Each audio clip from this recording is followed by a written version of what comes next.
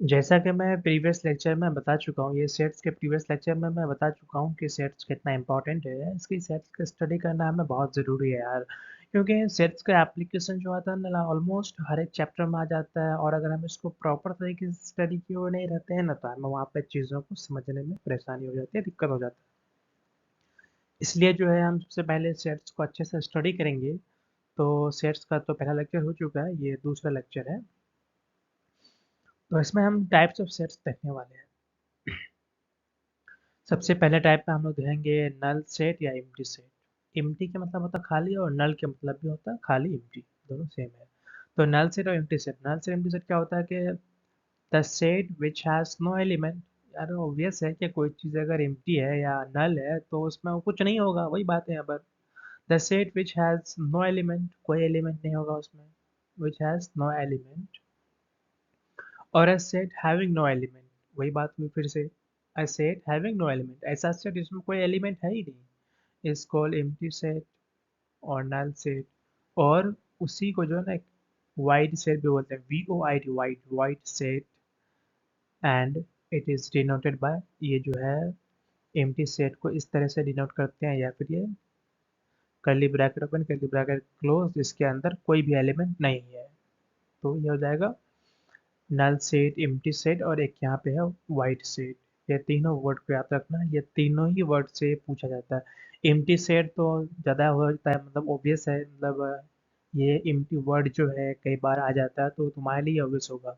लेकिन ये नल और ये वाइड वर्ड जो है बहुत कम लोग सुने हुए होते हैं, तो इसको याद रखना बहुत ज़रूरी है। अक्सर ये दोनों वर्ड से ही पूछा जाता है। तो मैं एक बार फिर से बता दूं कि नल सेट और एम्प्टी सेट क्या है। नल सेट और empty set, the set which has no element, ऐसा सेट जिसमें कोई एलिमेंट नहीं है उसको हम लोग वाइड सेट बोलते हैं, एम्प्टी सेट बोलते हैं, नल सेट बोलते हैं। उसी को इस तरह से भी बोल सकते हैं, set having no element is called an empty set, null set और वाइड सेट। और इसको इस तरह से डिनोट किया जाता है, ये दोनों साइन को भी याद रखो, इस तरह से डिनोट किया जाता है नल सेट को, एम्प्टी सेट को और वाइड सेट को। और यहाँ पर है कि अ set consisting of at least one element is called non empty set और नॉन वाइड सेट। देखो, अगर कोई वहाँ पे एम्प्टी इसलिए था, नल सेट और वाइड सेट, क्योंकि उसके अंदर कोई एलिमेंट आता ही नहीं है। और अगर एक भी एलिमेंट आ गया ना, तो फिर वो एम्प्टी नहीं रहेगा, वो नॉन एम्प्टी बन जाएगा और नॉन वाइड बन जाएगा। समझ रहे हो? A set consisting of at least, कम से कम अगर एक भी एलिमेंट आ गया, at least one element is called non empty set और नॉन वाइड सेट। जैसे एग्जाम्पल के लिए मैं ये लिखा हूँ कि एक सेट है, मान लो कि ए जो है एक सेट है, उसको इस तरीके से हम लिखे हैं,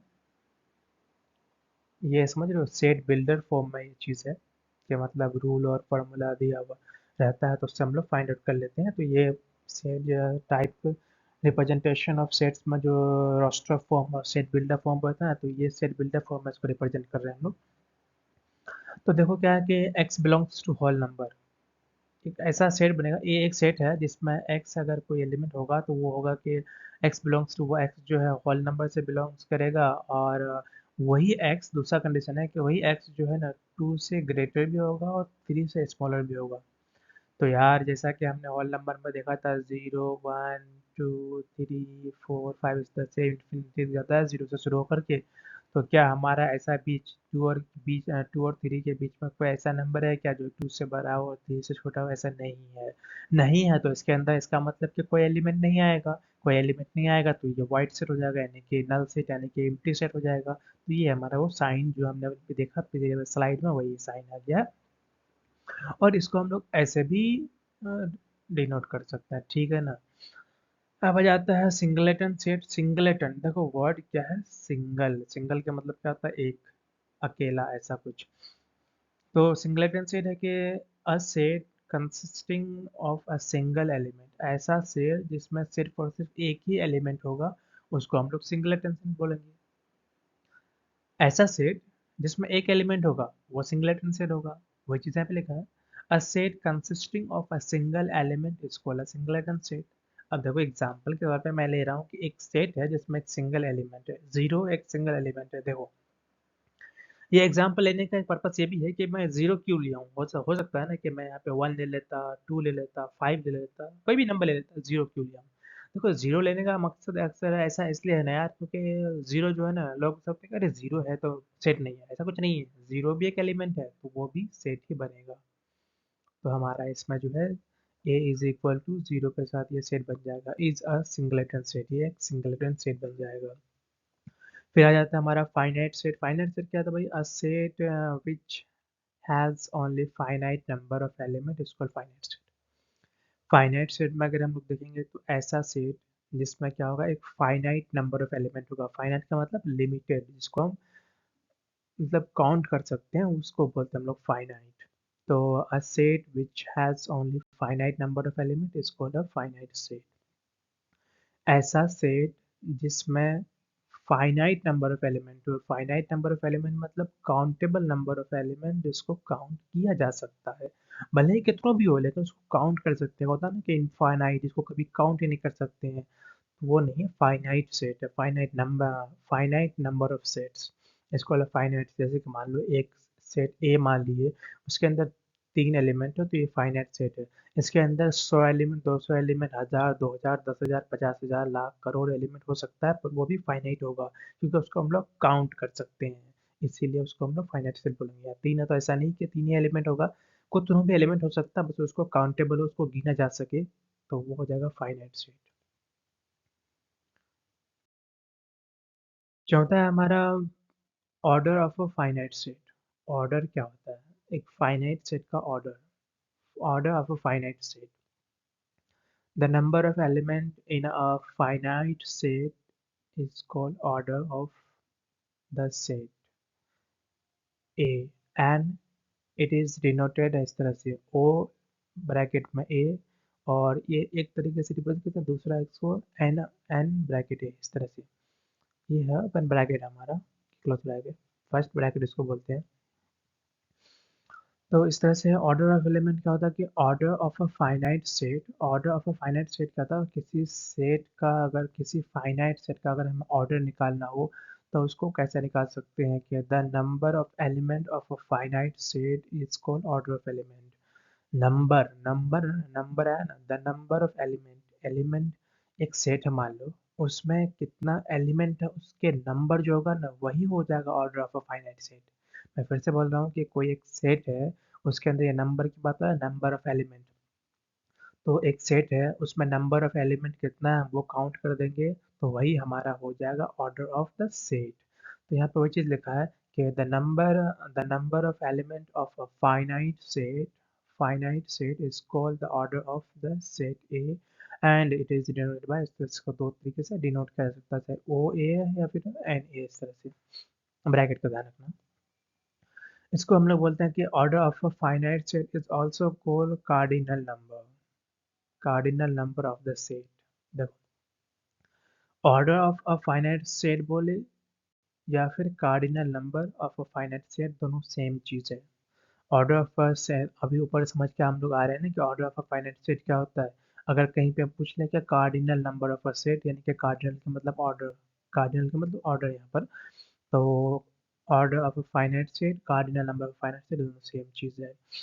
और एक क्या होता है इनफाइनाइट सेट। पहला हमारा पांचवा नंबर पे आता है infinite set. A set which has an A and N है, ये A and an infinite number of element is called infinite set। यार सब कुछ तो वर्ड से ही क्लियर हो रहा है, इनफाइनाइट सेट। तो अब ऐसा सेट खोजेंगे जिसमें इनफाइनाइट नंबर ऑफ एलिमेंट होगा। इनफाइनाइट, यहाँ देखो word infinite number of element. ऐसा सेट जिसके अंदर नंबर ऑफ एलिमेंट कितना होगा, इनफाइनाइट होगा, काउंट नहीं किया जा सकता, उसको इनफाइनाइट कहेंगे, इनफाइनाइट सेट कहेंगे। Infinite set, a set which has an infinite number of elements is called an infinite set। जैसे एग्जाम्पल के तौर पर मैं ये लिया हूँ, एक सेट है, इसमें नंबर ऑफ एलिमेंट ए 1 2 3 4 5 6 7 8 9 10, इस तरह से इन्फिनिटी तक ये जा रहा है, तो इसको हम लोग बोल देंगे इनफाइनाइट सेट। फिर हमारा देखते हैं अगले स्लाइड में क्या है। हमारा आ जाता है इक्वल सेट। इक्वल सेट क्या होता है भाई? वर्ड सब कुछ यहाँ पे वर्ड से ही क्लियर हो जाता है भाई, अगर तुम ध्यान से देखो तो। Equal set, two sets are said to be equal if and only if every element of A is a member of B and every element of B is a member of A। देखो, दो से equal set यानी कि हम लोग दो set को two set है, two sets are said to be equal. दो सेट को कब इक्वल कहा जा सकता है, तो वही कहा जाता है कब कहा जा सकता है। तो if and only if every element of A का हर एक एलिमेंट जो है is a member of B, is a member of B. यहाँ पे ए और बी सेट है, तो यानी कि every element of set A is a member of set B. फिर दूसरा कंडीशन है कि every element of B is a member of A. मान लो कि ए और बी दो सेट है, ए का जो सेट है, सेट ए के अंदर जितना भी एलिमेंट है वो सारे एलिमेंट बी का मेंबर होना चाहिए। यानी कि सेट ए के अंदर जो जो एलिमेंट है वो सारे एलिमेंट जो है बी सेट के अंदर प्रेजेंट होना चाहिए। और फिर उसी चीज को दूसरी तरीके से घुमा के बोलते हैं कि मतलब दोनों ही कंडीशन है। तो दूसरा कंडीशन है कि जो सेट बी के अंदर जो जो एलिमेंट है वो सारे एलिमेंट ए के अंदर भी प्रेजेंट होना चाहिए। यहाँ पे वही चीज बोला गया है।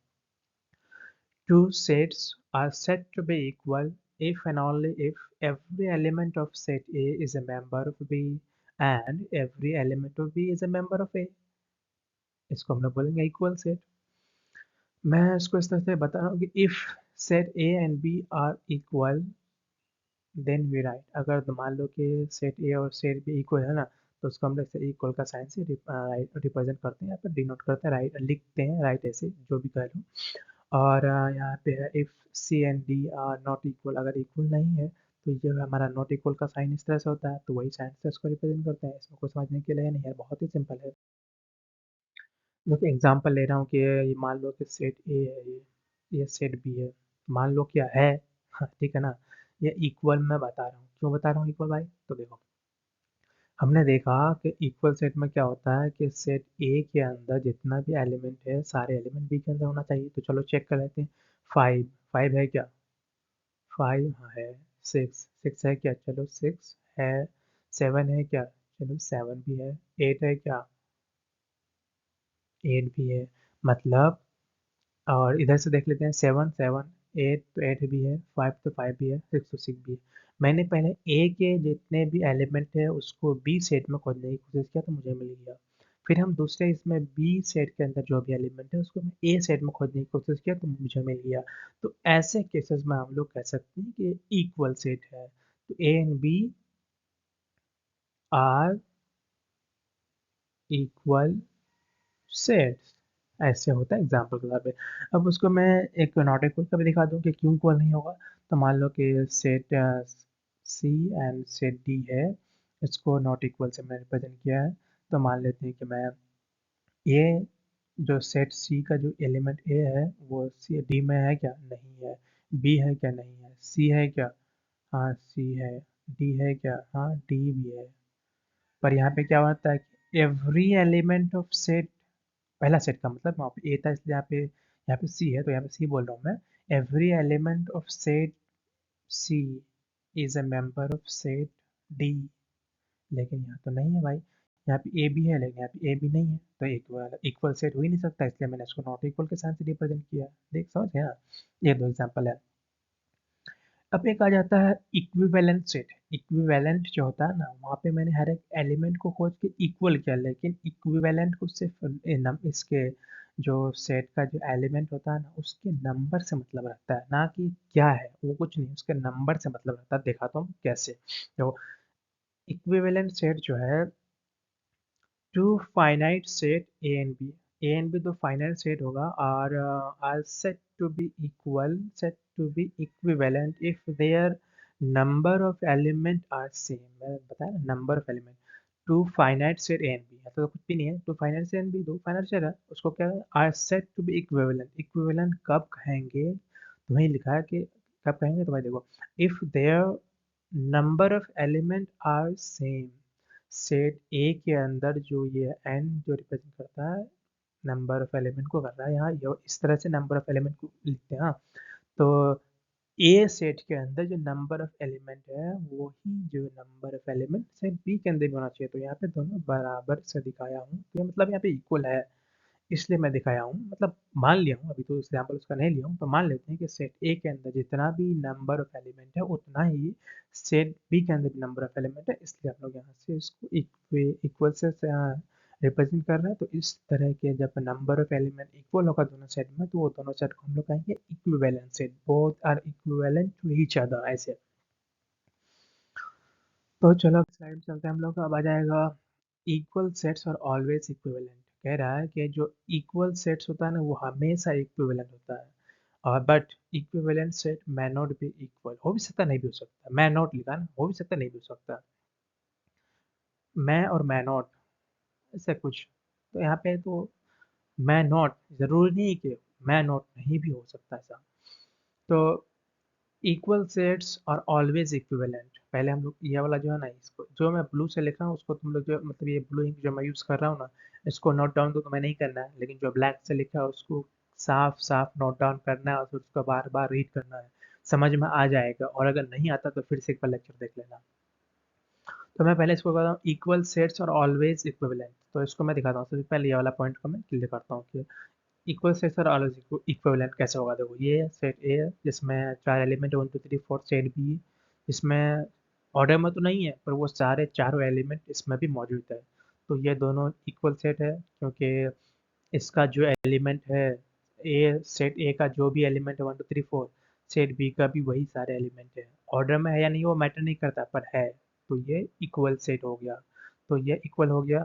तो अब इसमें चार है एलिमेंट, इसमें भी चार है, तो दोनों का एलिमेंट नंबर ऑफ एलिमेंट तो बराबर हुआ ना, तो दोनों बराबर हो गया, तो इसको हम लोग इक्वल तो पहले हो गया क्योंकि सब एलिमेंट इसमें भी जो एलिमेंट इसमें तो वो इसमें है, तो इक्वल का कंडीशन तो पूरा हो गया। अब आ जाता है इक्विवेलेंट का कंडीशन। तो इक्विवेलेंट का कंडीशन क्या है, number of element of set A is equal number of element set B, ये तो हमारे दोनों में चार चार है तो बराबर है, ये इक्विवेलेंट हो गया। अब हमारा दूसरा पॉइंट है कि but equivalent set may not be equal. अब उसको मैं इस एग्जांपल के थ्रू दिखा रहा हूँ कि सेट सी के अंदर चार एलिमेंट है, सेट डी के अंदर भी चार एलिमेंट है, जब नंबर ऑफ एलिमेंट सेम है तो हम ये कह सकते हैं कि भाई C and D are equivalent to each other, equivalent है लेकिन इक्वल नहीं है। क्यों? इक्वल का जो कंडीशन होता है वो एलिमेंट जो सी के अंदर है वही एलिमेंट डी के अंदर भी होना चाहिए, और जो एलिमेंट डी के अंदर है वही एलिमेंट सी के अंदर भी होना चाहिए, दोनों तरह से। जो सी, देखो, जो एलिमेंट सी के अंदर है वही एलिमेंट डी के अंदर भी होना चाहिए, और जो एलिमेंट डी के अंदर है वही सारे एलिमेंट सी के अंदर भी होना चाहिए, पर यहाँ नहीं है। जैसे कि ए बी इसमें है पर इसमें नहीं है, और यहाँ सी डी इसमें है ही नहीं, और जो इसमें ई एफ जी एच है तो ये इसमें नहीं है, तो ये तो कभी इक्वल नहीं हो सकता। इक्विवेलेंट हो सकता है क्योंकि इक्विवेलेंट नंबर ऑफ एलिमेंट्स से मैटर करता है, तो ये इक्विवेलेंट है, तो ये पॉइंट पे क्लियर हो गया। वही चीज़ यहाँ पे लिखा है कि इक्वल सेट्स और ऑलवेज इक्विवेलेंट, जो इक्वल सेट होगा वो हमेशा इक्विवेलेंट होगा, लेकिन but but equivalent sets may not be equal, जो इक्विवेलेंट है जरूरी नहीं है कि वो इक्वल हो, समझ रहे हो। हमारा अब आ जाता है सबसेट। सबसेट क्या है, तो मानो कि let A and B be two sets, हम मानते हैं कि ए और बी जो है हमारे पास दो सेट है। If every element of A का जो हर एक element, every element of A is an element of B, set A का हर एक एलिमेंट अगर सेट बी का एलिमेंट हुआ तो वो, तो क्या होगा देखो, then A is called a subset of B, ऐसा होने पर ए जो है बी का सबसेट हो जाएगा। यहाँ पे क्या लिखा हुआ है कि if every element of A का हर एक एलिमेंट अगर is an element of B, B का भी वो सारे एलिमेंट है, is an element of B, A का हर एक एलिमेंट अगर बी सेट के अंदर भी मौजूद है, प्रेजेंट है, तब जो है सेट ए जो हो जाएगा बी का सबसेट हो जाएगा, और उसको इस तरीके से लिखते हैं सबसेट को। इसको ध्यान रखो, ये जो साइन है ना, ये साइन को दिमाग में बैठा लेना है कि ऐसा सबसेट होता है। और सबसेट क्या होता है कि अगर सेट ए है और सेट बी, दो सेट है, सेट ए का हर एक एलिमेंट सेट बी के अंदर प्रेजेंट है तो वो सबसेट हो जाएगा, सेट ए सबसेट हो जाएगा बी का, सेट ए सबसेट होगा बी का, ऐसे। तो इसको मैं एग्जांपल के लिए ऐसे ले रहा हूँ कि मान लो कि एक्स मेरा एक सेट है जिसके अंदर 1 2 3 4 चार एलिमेंट है, एक वाई मेरा सेट है जिसमें 8 एलिमेंट है, 1 2 3 4 कंटिन्यूसली 8 तक है। तो जो हम जो है जो एक्स का जो है सारा एलिमेंट मेरा वाई सेट के अंदर भी मौजूद है, प्रेजेंट है। तो ऐसे केस में हम कह सकते हैं कि X is a subset of Y. समझ गए? बहुत ही क्लियर है, ऑब्वियस है। और एक चीज यहाँ पर है कि ये जो सिंबल देख रहे हो ना, ये सिंबल का मतलब इसको क्या बोलते हैं? इम्प्लाइज। कहीं भी इस तरह से होगा ना, तो इस सिंबल को रीड करेंगे हम इम्प्लाइज। इम्प्लाइज दिमाग में छाप लो।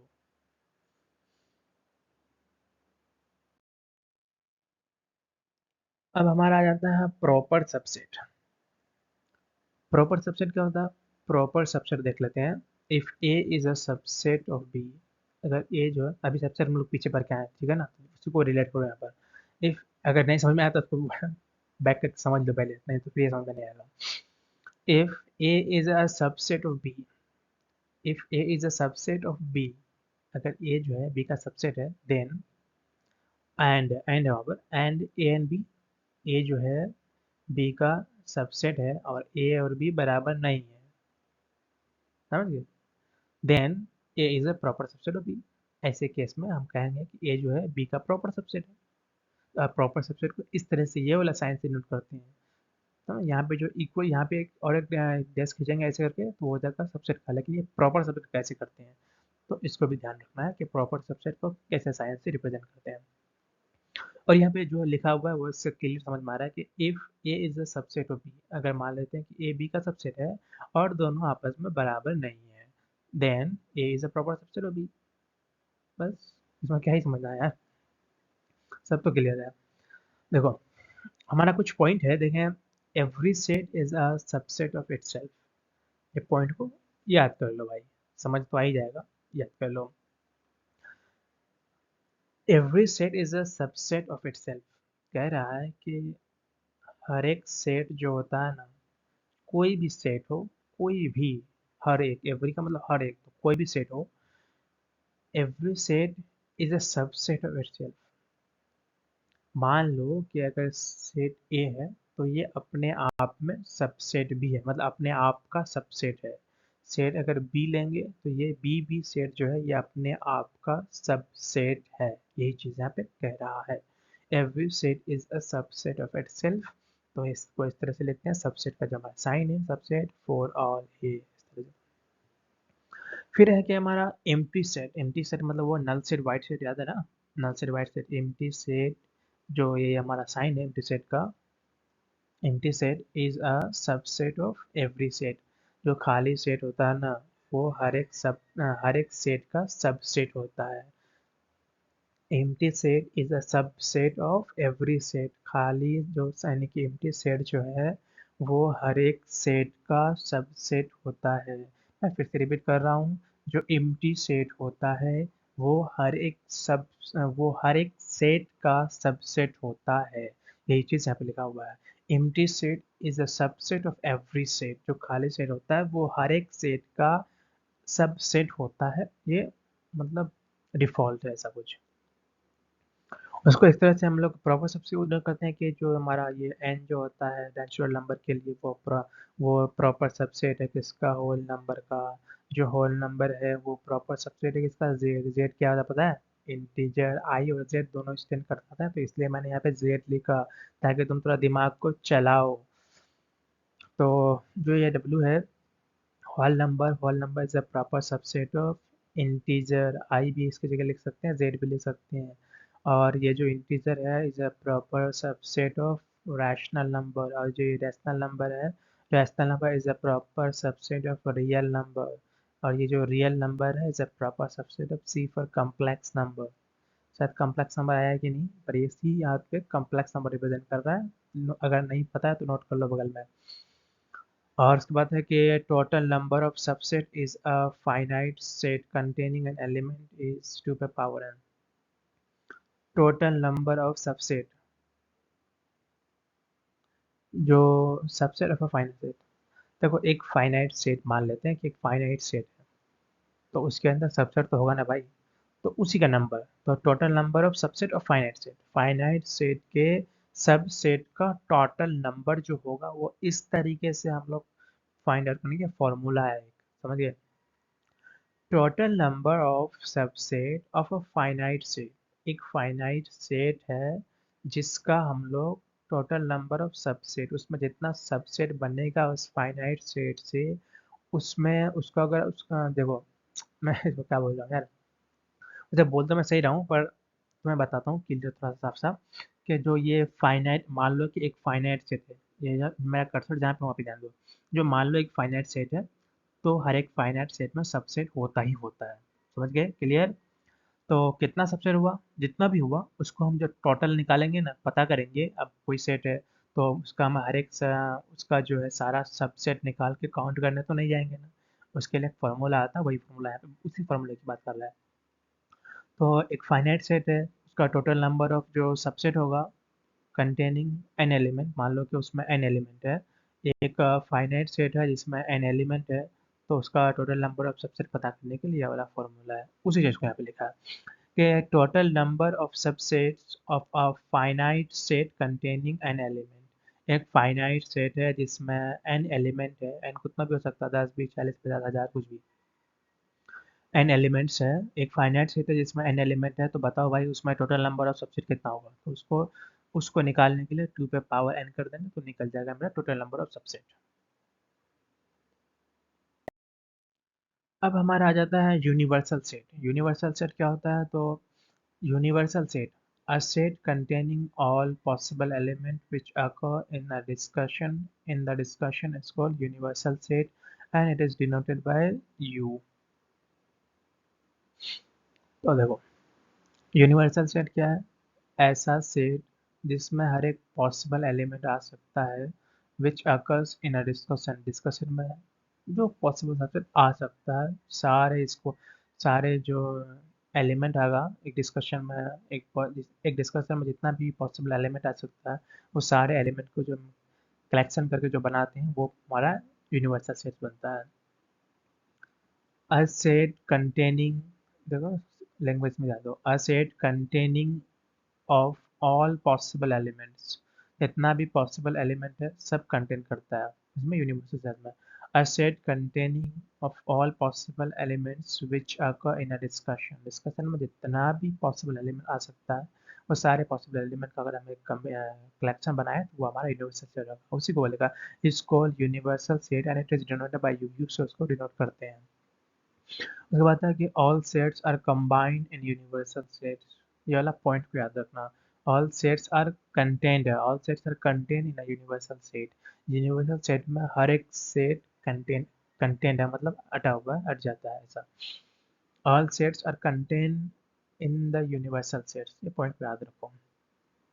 एक पावर सेट होता है, क्या होता है power set, let A be any set, मान लो कि जो ए जो है कोई एक सेट है, तो the set of all subset of A set है, तो उसका सबसेट पहले पता करेंगे हम कितना सबसेट बनेगा, वो सारे सबसेट का एक सेट बनाएंगे तो उसी को बोलते हैं पावर, इसको पावर ऑफ सेट। देखो मैं वैसे बोले बताता हूँ, let A be any set, मान लो कि ए जो है कोई एक सेट है, तो the set of all subset, तो ए जो मैंने हम लोग माने हैं कि ए कोई सेट है, तो सेट है तो उसका सबसेट होगा, तो पहले हम निकालेंगे कि उसका कितना सबसेट हुआ, सारे सबसेट निकल गए, अलग अलग लिख दिया मैंने उसको, फिर सारे सबसेट का कलेक्शन करके हम लोग एक सेट में कर देंगे, तो वही हो जाएगा power set, is called power set of A and it is denoted by P A, इस तरह से।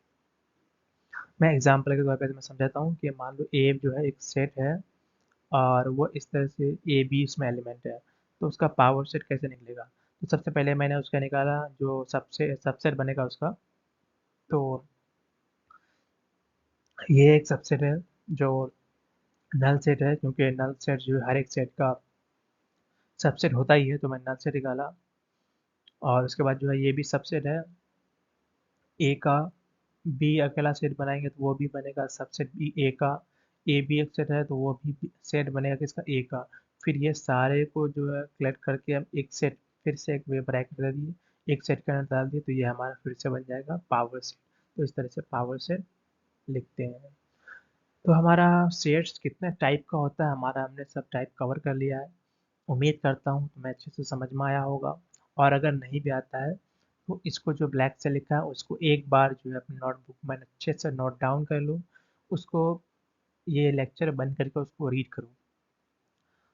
कुछ देर रीड करने के बाद समझ में आ गया तो वेल एंड गुड है। और अगर नहीं आता है बाई चांस, तो फिर से अगर तुम एक बार लेक्चर देखोगे ना तो तुम्हें ऐसा लगेगा अरे हाँ मुझे तो ये भी आता है, मुझे तो ये भी आता है, मुझे तो ये भी आता है। ये ऐसा होता है। इसलिए उम्मीद करता हूँ तुम अच्छे से समझ में आ जाएगा। और अगर कोई डाउट होता है तो टेलीग्राम चैनल या ग्रुप भी ज्वाइन कर लो। और भी मैं चैनल के डिस्क्रिप्शन में और भी पॉसिबल ऑप्शन है कम्युनिकेट करने का, डाउट पूछने का, तो वहाँ से पूछ सकते हो। चलो फिर मिलते हैं अगले लेक्चर में।